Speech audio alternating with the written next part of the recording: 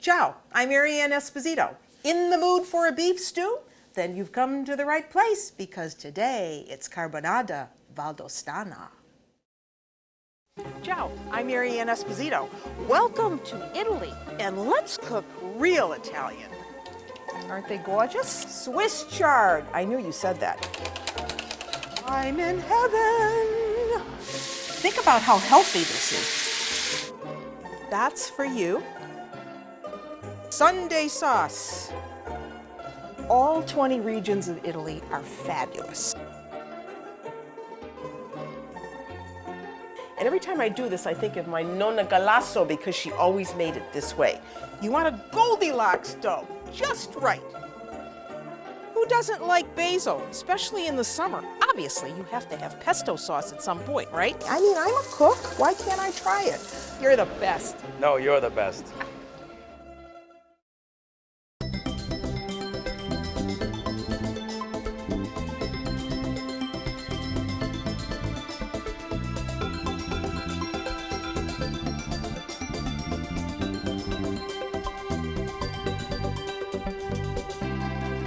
Make a little bouquet for you today because I'm taking you to northwest Italy. Yes, right up here to the Val d'Aosta, small region of Italy that not too many people visit. And we're going to do some really hearty cooking from that region. But we have to start with the bouquet. And so here is what the bouquet is made from. We have bay leaf, some flat leaf Italian parsley, some fresh thyme, and beautiful fresh sage leaves. And all we're going to do is put this all together with a cinnamon stick. This is what I love about the cooking from this region. Who would think about using a cinnamon stick in a bouquet to make a beef stew? That's what we're making today. So first of all, I want to get my little bouquet ready. And so you want to tie up all those fresh herbs. Notice I stressed fresh. So you don't want to do this with dried herbs because it certainly wouldn't have any flavor. That's number one. So you want to tie it with kitchen string. Don't try doing this with dental floss. You have to use kitchen string. And you make a little bouquet with a little knot. And you set this aside because then we have to get our beef ready. So that's for you. Sweet? Okay. So we're just going to set that aside and talk to you about the meat part of this. So for this dish, this is called beef carbonade.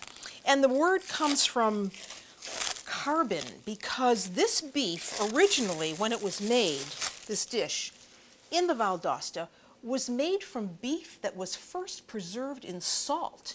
And so it was very dark looking. So that's where the name comes from, like carbon, carbonade. So here we have just stew beef, and I've been marinating this overnight, because I knew you were coming over, with salt and pepper and nutmeg. Here we go with those spices again that we think are used only for baking. So all of that is in here. So now what we have to do is put this into some flour. So you get a bag, a plastic bag, and I add some flour. I give it a little salt, a little pepper. And then I shake that up a little bit. And then I start adding my meat. So I'm going to use my hands. But remember, when you're dealing with raw meat, you want to be real careful that you're not contaminating everything in your kitchen. So get all the ingredients ready ahead of time, make the bouquet garni with clean hands, and do this last. So the meat goes in. And then you want to kind of shake it up in the flour. Get it coated. You may have to go in there with your hands and move it around a little bit. Yeah, I want to make sure that that's well floured, because we want to get a little crust on this. when we're cooking this. Did I tell you we were using a sirloin roast? But you could also use a chuck roast for this. Once you've got it in the flour, then you can transfer it right into a bowl.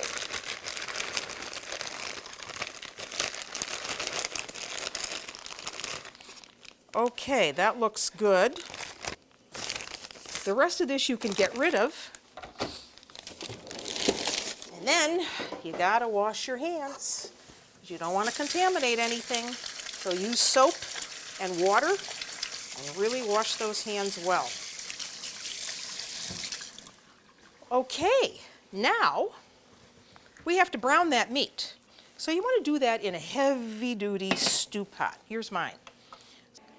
I want to start with some butter in my stew pot because we're in northwestern Italy. And in northwestern Italy, a lot of dishes are made with butter. I'm not saying they're not also dishes made with olive oil, but in the old tradition, butter was the fat that was used. So we want to get the butter melted and get it kind of like sizzling a little bit before we put in the meat. So let's let that butter melt. We really want to brown the meat in sections because you can't add all the meat at once, otherwise you will steam it instead of brown it. So just going to have to do it in sections. So add just enough in the pan so it's not crowding. And you brown that, and then you take that out, and then you add the next batch. So we want to let that brown nicely so it gets a little crust on it and seals in the pan juices for the meat.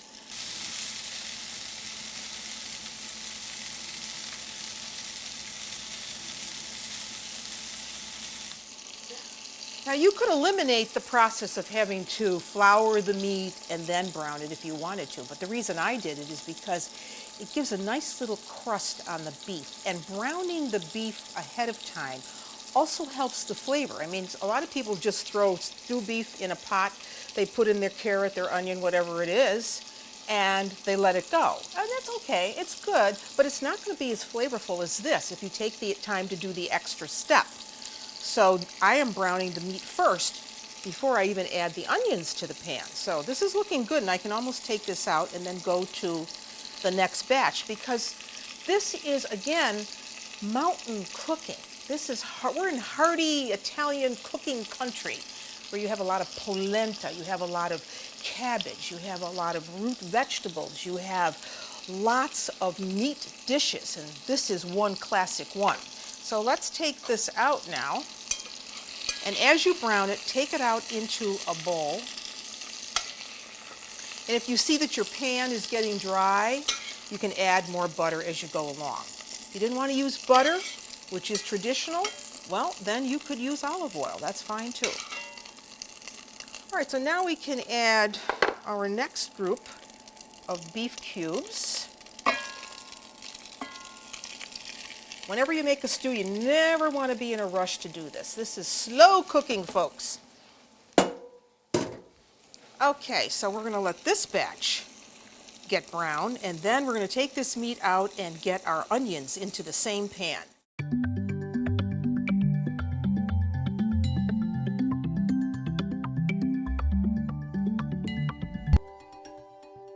All right, here's our last grouping of the beef, so I'm going to put it right here. And this is the kind of dish you would eat in the Val d'Aosta in the wintertime because it's cold in this area. So this is perfect for winter.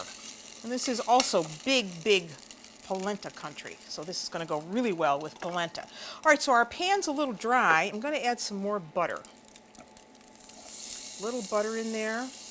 And now we're going to get those onions cooking. So here's, you want probably one good size onion minced up. I've got more onion here than I absolutely need. So we're going to put half of that in. The cooking in this region is really simple. Simple but quality ingredients. Lots of, as I said, root vegetables. In the wintertime, cabbage soups, very hearty breads made with rye flour, buckwheat flour. So so that the breads are very coarse, very dense, very hearty type of cooking. So let's get this going until those onions are just a bit softer. I'm going to give them a little salt and pepper right now. So you know, good cooking means that you salt and pepper as you go along, season as you go along. That's a little extra pepper.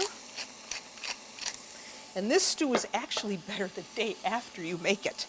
So you can make this ahead of time. Now with this, our liquid for this is going to be wine, red wine, which is going to give the beef a darker color. As I told you, this was a dish where they used to marinate the meat first in salt, preserve it in salt. So that dried the meat out, kind of gave it a dark color. And so that's where the name carbonade came from. All right, this can go in, all that meat. You want to give that a good stir. We're going to cook this over low heat. Low heat. Get those onions all around the beef. And now we're going to add the little bouquet I made for you with all those different fresh herbs. The cinnamon goes in right on top like that. We tied it so that it'd be easy for you to take out afterwards. And il vino rosso. We want about 2 cups.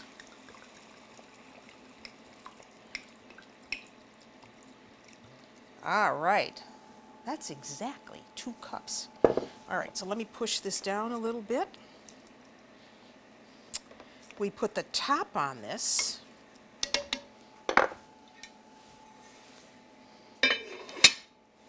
Let it cook until it's tender, maybe 45 minutes to an hour. And then we serve it over polenta. This is the part that everyone has a fear of, making polenta. But I'm going to show you how easy it is. And it's not polenta until it's cooked. Before it's cooked, it's just cornmeal. So this is stone ground cornmeal. And I think that makes a very good polenta, much more than just a regular yellow cornmeal. Stone ground means that the whole kernel is there. The whole kernel has been ground up. The bran, the endosperm, the germ, all intact. If you buy just generic yellow cornmeal and it doesn't say stone ground, all of that's been removed. And the other nice thing about cornmeal in general is it's gluten-free for all of those people who have a problem with gluten. So this is something you could incorporate into your diet.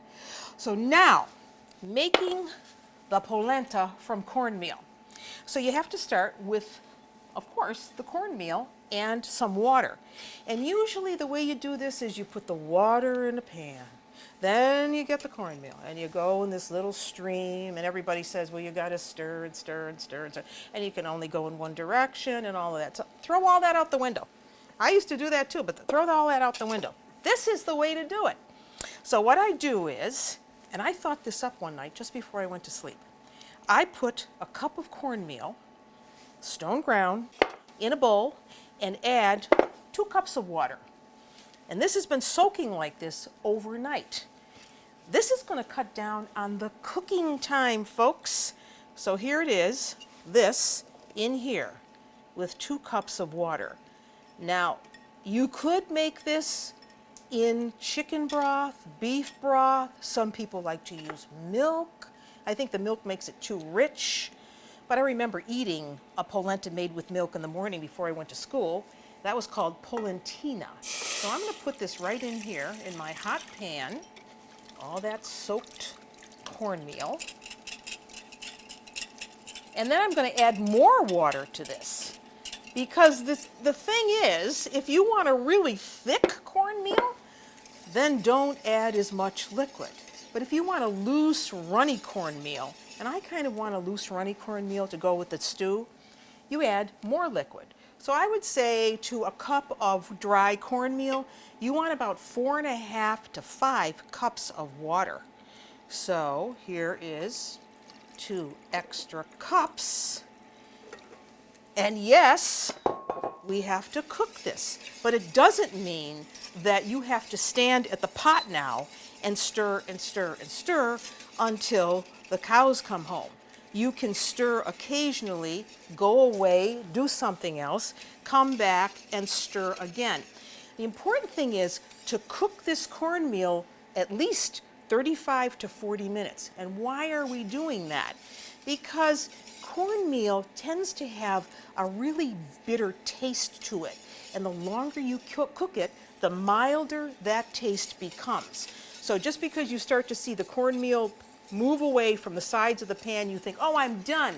It's starting to bubble over, I'm finished. Think again. Let it cook about 35 to 40 minutes. Taste it. And if it has just a little bit of that bitter edge to it, you know that you want to cook it even longer. So I'm going to let this go while I go and watch my favorite show on social media.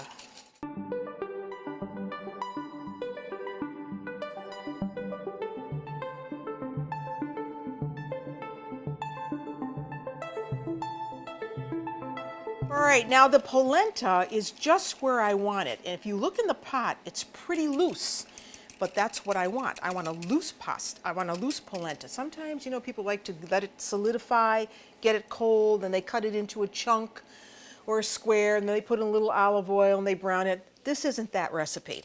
So it's right where I want it, and now I just want to taste it.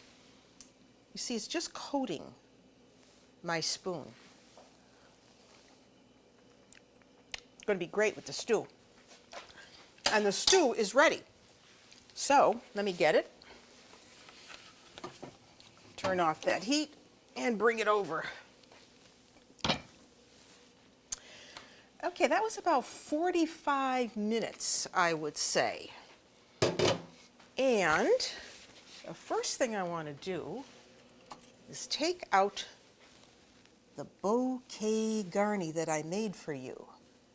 There it is. And what did that do? It flavored this stew and just gives it a beautiful aroma. And we're going to get rid of that. So we put that off to the side. And now we're ready to serve this stew. And you see how beautiful, glazy it looks? And it's going to go right over the polenta. So I'm going to take some of this and put it right here. See? So I want it to be nice and creamy.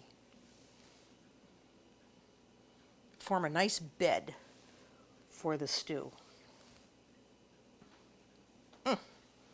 Gorgeous. And now we get the stew meat with the juices and put it right there. Beautiful.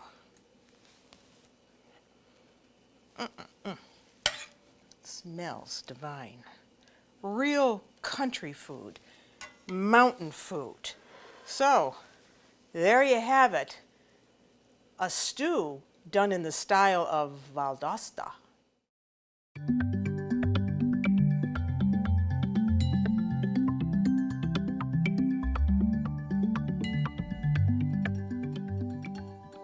The next time you're in the dark about what to cook for supper, why don't you try carbonade valdostana, a wonderful beef stew dish. Remember I told you that the beef takes on that dark color because it was originally marinated in salt. So here it is, cooked with cinnamon and with nutmeg, with a bouquet garni, those fresh herbs that we used. We cooked the polenta separately, and that became the bed for the beef and the sauce. So, until I see you nella cucina again, I'm Mary Ann Esposito. Ciao!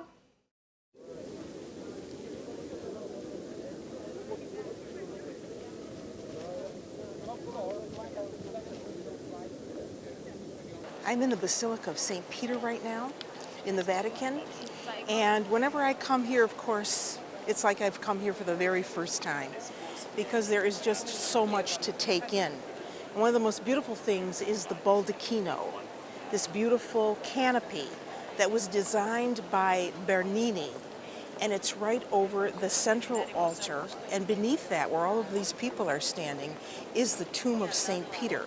And a lot of people come here to take pictures and to pray at the tomb of St. Peter because, of course, he was designated as the first pope. On this rock I will build my church. Those were the words of Christ, and Peter was the first pope. So the Basilica of St. Peter at the Vatican has significant meaning for Christians, Catholics particularly, around the world. And it's just a privilege to be able to come here and take it all in.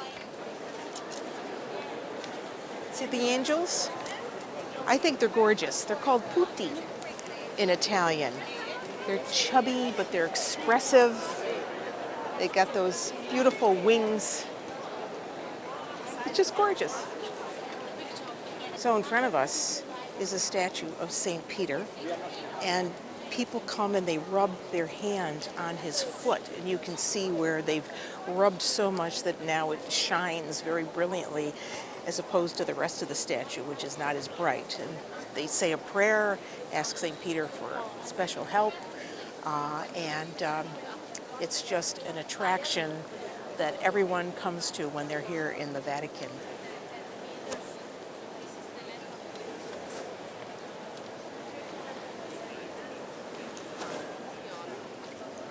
As a Greek cross plan church.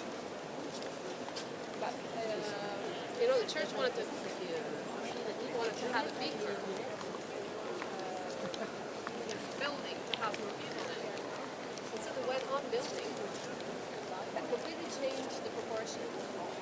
And so from Michelangelo's idea to leave the whole space white,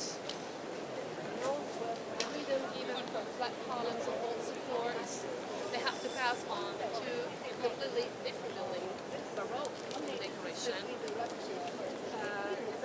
Change with installation.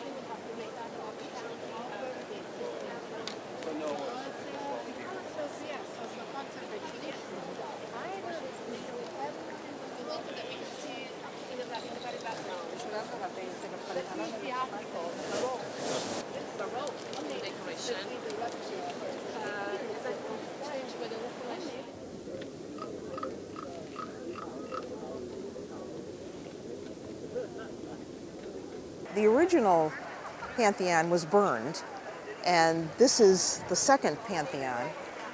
And the word means in honor of all the gods. That's what Pantheon means. And when you go in here, you're just struck by the dome at the top with the wide opening that's called the oculus, or the eye. And that is open all the time. So you wonder, well, when it rains, what happens? Well, very little rain really actually gets in there. Today it's treated as a church, so I think we should take a look inside.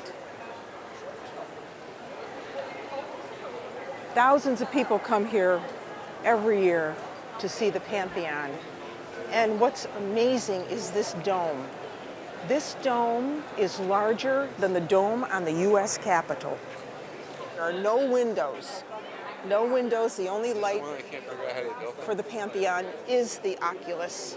When Michelangelo saw the Pantheon, he said to himself, this could never have been made by humans, it had to have been made by angels.